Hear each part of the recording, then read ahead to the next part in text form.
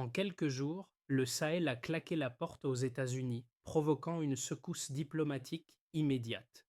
Ce geste, présenté comme une simple réciprocité face aux restrictions de visa, cache en réalité un choix stratégique bien plus large, mêlant souveraineté politique, dignité nationale et risques économiques assumés.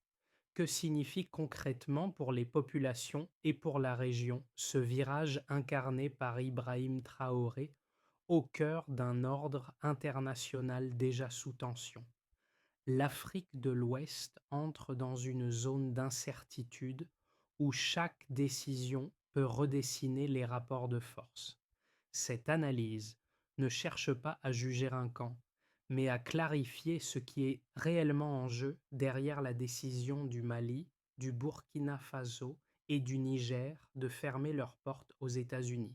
En une quinzaine de minutes de lecture, l'objectif est simple: comprendre les bénéfices espérés, les coûts probables et les dilemmes structurels que cette rupture impose à des États déjà fragilisés par l'insécurité, la pauvreté et la dépendance extérieure. À court terme, le geste promet une affirmation symbolique forte: reprendre la main, refuser l'ingérence, redéfinir les partenariats. À moyen terme, les enjeux deviennent plus concrets: aide internationale menacée, investissements étrangers hésitants, pressions diplomatiques accrues et marge de manœuvre réduite. Derrière le discours de souveraineté se cache donc une équation complexe. Comment transformer un acte politique spectaculaire en trajectoire économique et sécuritaire viable? C'est cette équation, avec ses tensions internes et ses conséquences régionales, que les prochaines parties vont progressivement démonter, données et faits à l'appui. La rupture n'est pas symbolique seulement, elle est chiffrée et immédiate. En 2023, le Niger recevait plus de 1,5 milliard de dollars d'aide étrangère, dont une part substantielle provenait des États-Unis et de l'Union européenne. Et cette manne représente jusqu'à 15% du PIB, dans certains cas, un ordre de grandeur que peu de décisions politiques peuvent ignorer.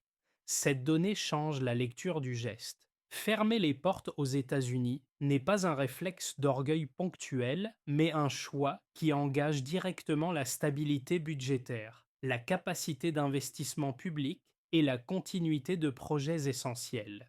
Dans ce cadre, Ibrahim Traoré apparaît moins comme un provocateur isolé que comme l'un des visages d'une stratégie collective, assumant une rupture coûteuse pour tenter de redéfinir les rapports de force. Le contexte éclaire cette décision. Depuis plusieurs années, le Sahel évolue sous une pression multiple: insécurité persistante, crise climatique, fragilité des institutions et dépendance structurelle à l'aide internationale. Les restrictions de visa imposées par Washington ont agi comme un déclencheur, mais le malaise est plus ancien. La fermeture des portes, initiée par le Niger, puis suivie par le Mali et le Burkina Faso, s'inscrit dans une logique de réciprocité affichée, mais aussi de signal politique envoyé à l'Occident. Dans les coulisses, cette posture répond à un sentiment largement partagé d'asymétrie et de perte de contrôle. Les gouvernements du Sahel veulent montrer qu'ils ne se contentent plus de subir des décisions extérieures sans contrepartie. Cette affirmation s'accompagne d'un repositionnement diplomatique avec un regard tourné vers la Russie et la Chine, perçus comme des partenaires alternatifs capables de combler, au moins partiellement, le vide laissé par l'éloignement occidental. Un point devient alors évident: le pari du Sahel n'est pas seulement idéologique, il est profondément économique, et ses conséquences se mesurent déjà en milliards et en points de PIB. Dans ce basculement, le leadership joue un rôle structurant. Ibrahim Traoré sert de point de référence politique et symbolique pour comprendre la dynamique en cours, non parce qu'il agit seul, mais parce qu'il cristallise une attente collective de rupture. Son image, largement relayée dans l'espace public régional, incarne l'idée que le Sahel peut parler d'égal à égal avec les grandes puissances, même au prix de frictions immédiates. Sur le terrain, les premiers effets ne se limitent pas au discours officiel. Des manifestations de soutien ont été observées, traduisant une adhésion populaire à la logique de souveraineté revendiquée. Pour une partie des citoyens, la fermeture des portes aux États-Unis est lue comme un geste de dignité retrouvée, une réponse directe à des décennies de relations perçues comme déséquilibrées. Ce soutien initial donne une marge politique aux dirigeants, mais il crée aussi des attentes élevées et difficiles à satisfaire. Dans les administrations et les cercles économiques, le regard est plus prudent. Les acteurs locaux savent que la symbolique ne remplace pas les flux financiers ni les partenariats techniques indispensables au fonctionnement de secteurs clés comme la santé, l'éducation ou les infrastructures. Cette tension entre adhésion populaire et inquiétude institutionnelle constitue l'un des impacts précoces les plus marquants de la décision. Il ne s'agit donc pas d'un héros isolé, mais d'un révélateur. À travers Ibrahim Traoré se lisent à la fois l'espoir d'une émancipation politique et la fragilité d'États confrontés à des contraintes matérielles lourdes. Le véritable l'enjeu n'est pas l'image projetée à l'extérieur, mais la capacité à transformer cet élan symbolique en résultat tangible pour les populations, sans provoquer de déséquilibre irréversible. Avant la décision, les relations entre les pays du Sahel et les États-Unis étaient déjà marquées par une accumulation de frictions discrètes. Les restrictions de visa imposées par Washington ont agi comme un signal visible d'un malaise plus profond, perçu localement comme une sanction unilatérale et une remise en cause du respect diplomatique. Dans un premier temps, le Niger a choisi de répondre par une suspension de l'octroi de visas, un geste présenté comme strictement réciproque et temporaire. Le basculement s'opère lorsque cette réponse cesse d'être isolée. Rapidement, le Mali puis le Burkina Faso s'alignent, transformant une réaction nationale en position régionale coordonnée. À ce stade, l'événement change d'échelle. Ce n'est plus une dispute administrative, mais un message politique collectif adressé aux États-Unis et, au-delà, à l'ensemble du bloc occidental. Ibrahim Traoré apparaît alors comme l'un des visages les plus visibles de cette montée en puissance, assumant publiquement une posture de fermeté et de résistance. Le moment de tension maximale correspond à la prise de conscience internationale. Les capitales occidentales expriment leurs inquiétudes, des pressions diplomatiques s'exercent et le débat s'invite dans les médias mondiaux. Dans le même temps, au sein du Sahel, la narration officielle se durcit. La fermeture des portes n'est plus décrite comme une simple mesure technique, mais comme une affirmation historique de souveraineté, inscrite dans une longue mémoire de dépendance et de domination perçue. Les premières répercussions se manifestent rapidement. Sur le plan politique, la solidarité régionale se renforce, donnant l'image d'un front commun capable de tenir tête aux puissances établies. Sur le plan économique, l'incertitude s'installe. Les acteurs internationaux commencent à reconsidérer leurs engagements, tandis que les gouvernements locaux cherchent à rassurer sur leur capacité à compenser d'éventuelles pertes. Dans cette phase, la décision cesse d'appartenir uniquement aux dirigeants. Elle devient un fait structurant pour l'ensemble de la région. Les discussions internes se multiplient, opposant ceux qui voient dans cette rupture une opportunité historique de redéfinition des alliances et ceux qui redoutent un isolement coûteux.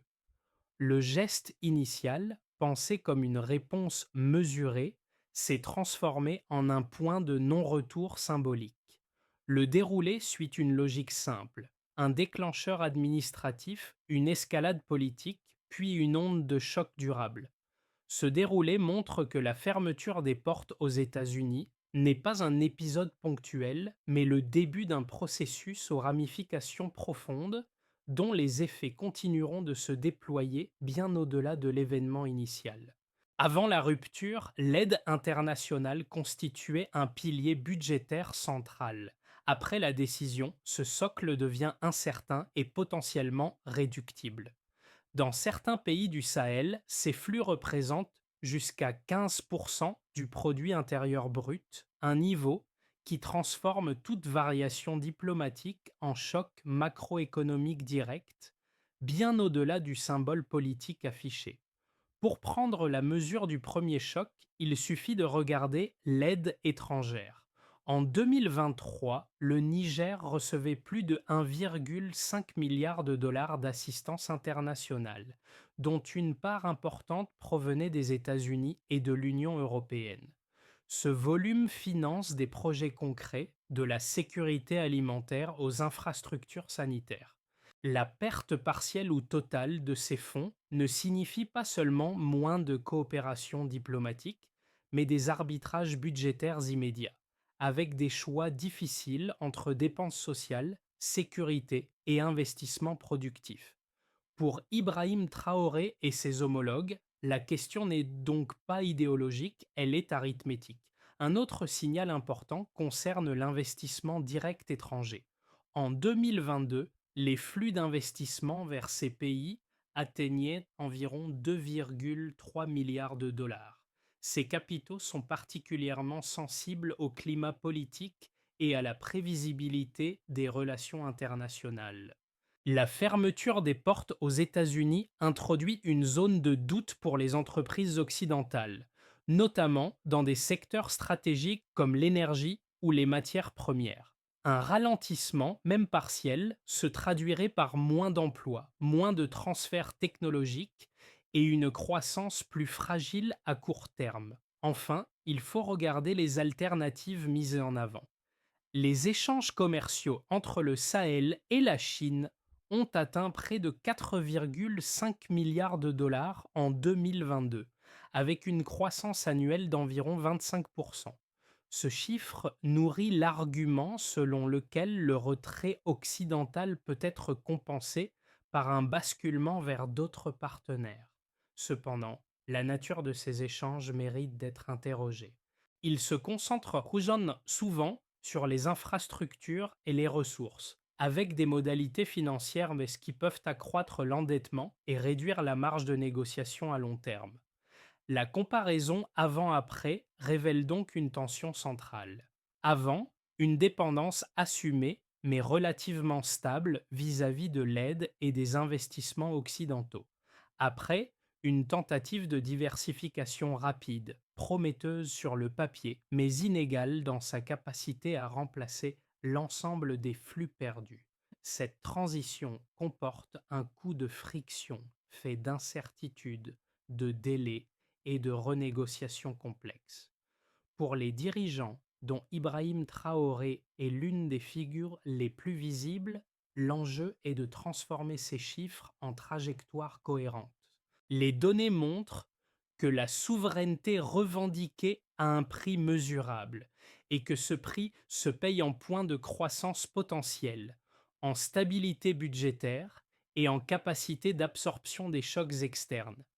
Les preuves quantitatives ne tranchent pas le débat politique, mais elles en fixent les limites. Elles rappellent que, dans le Sahel, chaque décision diplomatique se répercute rapidement sur des équilibres économiques déjà fragiles, et que la réussite du pari engagé dépendra de la capacité à maîtriser cette transition chiffrée autant que symbolique. Les critiques de la décision des pays du Sahel reposent sur deux arguments principaux, souvent avancés par des analystes internationaux et des acteurs économiques. Le premier affirme que la fermeture des portes aux États-Unis conduit mécaniquement à une isolation diplomatique accrue, privant ces États de réseaux d'influence essentiels dans l'aide humanitaire, la sécurité et la médiation régionale. Selon cette lecture, rompre avec Washington et, par extension, avec une partie du bloc occidental revient à se marginaliser volontairement dans un système international où ces acteurs demeurent centraux. Le second argument soutient que les partenariats alternatifs, notamment avec la Chine et la Russie, ne constituent pas des substituts équivalents. Les investissements chinois, bien que significatifs, se concentrent sur des secteurs ciblés comme les infrastructures et les ressources naturelles, avec des conditions financières pouvant accroître la dépendance à long terme. La Russie, de son côté, offre surtout un soutien militaire et diplomatique, mais dispose de capacités économiques limitées pour compenser durablement la perte d'aide occidentale. Dans cette perspective, le pari du Sahel serait structurellement déséquilibré. Ces critiques ne sont pas infondées, mais elles appellent une mise en perspective. Les données montrent que la dépendance antérieure à l'aide occidentale représentait déjà une vulnérabilité. Lorsque jusqu'à 15% du PIB dépend de flux externes, toute tension diplomatique suffit à fragiliser l'ensemble du modèle. Le choix opéré vise précisément à réduire cette asymétrie, même si la transition est coûteuse. Par ailleurs, l'idée d'une isolation totale est nuancée par les faits. Les échanges avec la Chine ont progressé rapidement, atteignant environ 4,5 milliards de dollars, et les accords militaires et économiques avec la Russie offrent une diversification réelle, quoique incomplète. Pour des dirigeants comme Ibrahim Traoré, la logique n'est pas de remplacer un partenaire par un autre, mais de multiplier les options afin de limiter la capacité de pression d'un acteur unique. La réponse aux critiques tient donc en un point central. Le risque existe, mais le statu quo en comportait un aussi. Le débat ne porte pas sur l'absence de danger, mais sur le choix entre une dépendance prolongée et une transition incertaine vers une autonomie relative. Les arguments opposés soulignent les failles possibles. Les données rappellent pourquoi ces pays ont jugé le changement nécessaire. Au milieu du récit, un déplacement discret mais décisif apparaît. La fermeture des portes aux États-Unis n'est pas uniquement une rupture avec Washington, elle marque un changement d'architecture géopolitique pour l'ensemble du Sahel. Le centre de gravité ne se situe plus dans l'acceptation ou le refus de l'influence occidentale, mais dans la capacité à recomposer des alliances multiples, parfois concurrentes, sans redevenir captif d'un seul pôle. Cette révélation modifie la lecture du choix initial. Jusqu'ici, le débat opposait souveraineté et dépendance. Désormais, il s'agit de gestion d'équilibre. Les gouvernements du Sahel cherchent à jouer sur plusieurs tableaux à la fois, en négociant avec la Chine sur les infrastructures, avec la Russie sur la sécurité et avec d'autres partenaires régionaux sur la coopération politique. Cette stratégie vise à diluer les risques plutôt qu'à les éliminer. Dans ce cadre, Ibrahim Traoré n'incarne plus seulement une rupture frontale, mais une tentative de repositionnement stratégique. Le discours de résistance sert de levier interne, tandis que la diversification externe devient l'enjeu réel. Le geste spectaculaire a ouvert un espace de négociation, mais il oblige désormais à une discipline diplomatique plus fine et plus exigeante. À ce stade, une chose est de claire, le succès ou l'échec ne dépendra pas de la fermeture elle-même, mais de ce qui la remplace. À partir de cet instant, la question n'est plus contre qui, mais avec qui et à quelles conditions. Pour mesurer la portée réelle de la décision, il faut quitter le registre symbolique et observer ses effets sur quatre catégories directement concernées: les États, les entreprises, les citoyens et l'équilibre régional. Chacune subit des impacts distincts mais interconnectés qui dessinent la profondeur du pari engagé. Pour les États, l'enjeu est budgétaire et diplomatique. La réduction potentielle de l'aide occidentale fragilise la capacité à financer des politiques publiques essentielles tout en limitant l'accès à des réseaux de médiation et de coopération sécuritaire. Les gouvernements doivent arbitrer entre maintien des dépenses sociales et financement des priorités sécuritaires. Dans ce contexte, Ibrahim Traoré et ses homologues se trouvent confrontés à une contrainte immédiate: transformer un geste politique fort en continuité administrative crédible. Pour les entreprises, l'incertitude domine. Les acteurs occidentaux, notamment dans l'énergie et les infrastructures, évaluent le risque politique accru et peuvent ralentir ou suspendre leurs investissements. Un retrait partiel signifie moins de projets, moins d'emplois locaux et une contraction de l'activité formelle. À l'inverse, certaines entreprises thermomotrices chinoises ou russes peuvent voir une opportunité, mais leurs engagements sont souvent sectoriels et conditionnés, ce qui limite l'effet d'entraînement sur l'ensemble de l'économie. Pour les citoyens, les conséquences sont plus diffuses mais potentiellement plus lourdes. Les coupes dans l'aide humanitaire et les programmes de développement affectent directement la santé, l'éducation et l'accès aux services de base. À court terme, le discours de dignité et de souveraineté nourrit un sentiment de fierté collective. À moyen terme, si les financements alternatifs tardent ou se révèle insuffisant, le coût se traduira en pénurie, en hausse des prix et en fragilisation des populations les plus vulnérables. Pour l'équilibre régional enfin, la décision crée un précédent. Elle renforce la solidarité politique entre le Mali, le Burkina Faso et le Niger, mais elle accentue aussi la polarisation avec les partenaires occidentaux traditionnels. Cette reconfiguration modifie les dynamiques de sécurité au Sahel, une région déjà confrontée à des menaces transfrontalières. Le choix opéré par ces États pourrait inspirer d'autres pays africains ou, au contraire, servir d'exemple dissuasif selon ses résultats. L'ensemble de ces conséquences montre que le pari engagé dépasse largement un affrontement diplomatique. Il touche des structures économiques, sociales et sécuritaires profondes.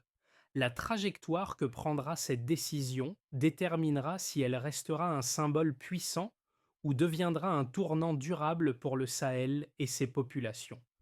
À l'horizon des 6 à 12 prochains mois, trois trajectoires principales se dessinent pour les pays du Sahel après la fermeture des portes aux États-Unis. Aucune n'est certaine, mais chacune éclaire les leviers et les risques déjà visibles.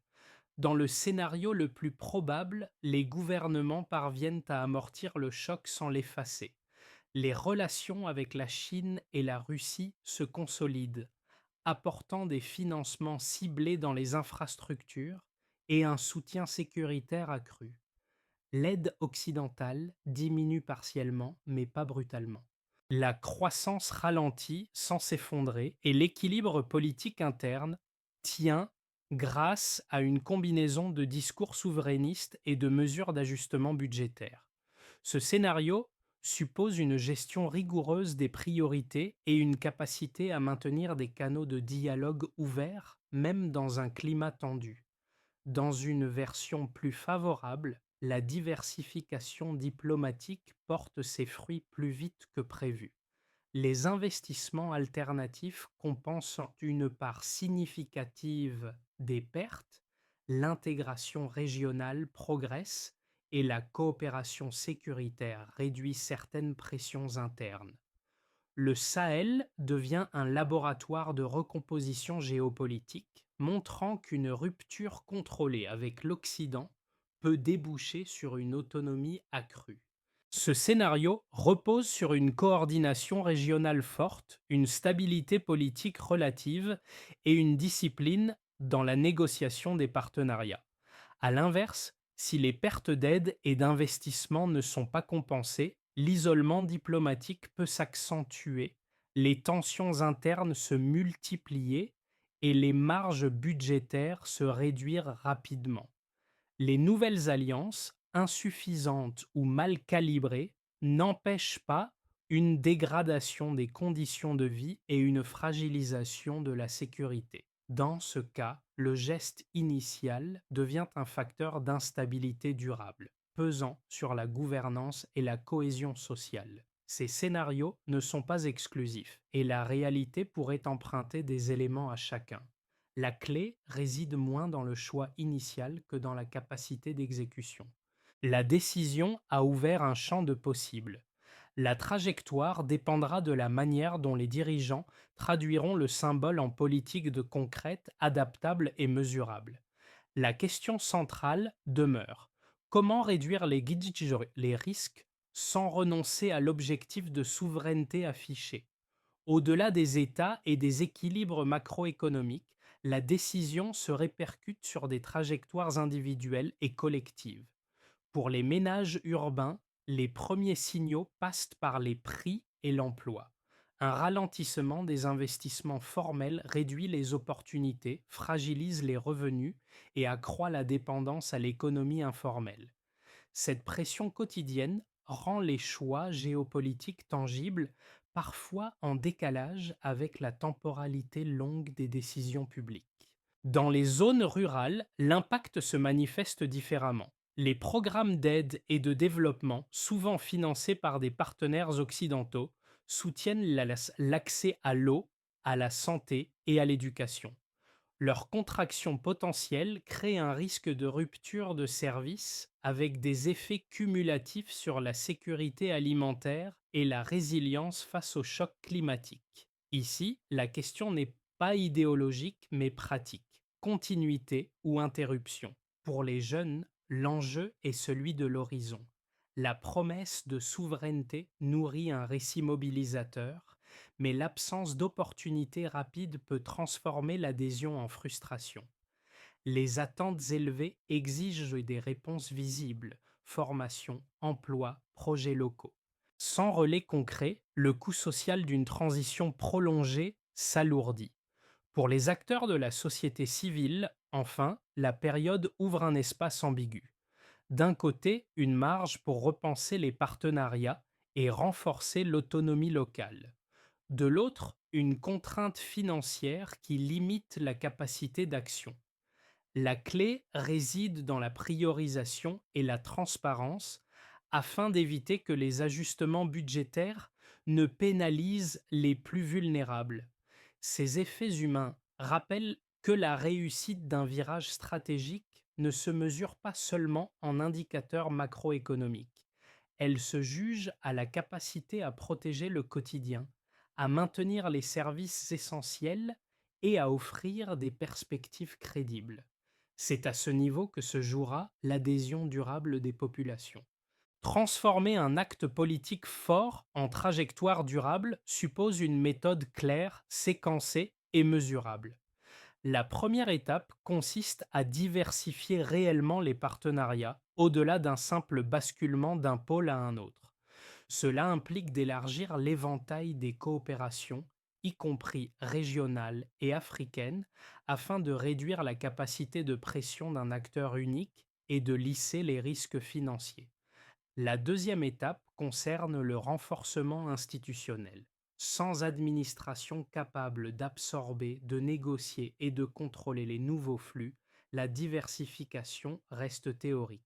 Transparence, lutte contre la corruption et pilotage budgétaire deviennent des leviers centraux pour sécuriser les gains et limiter les coûts de transition.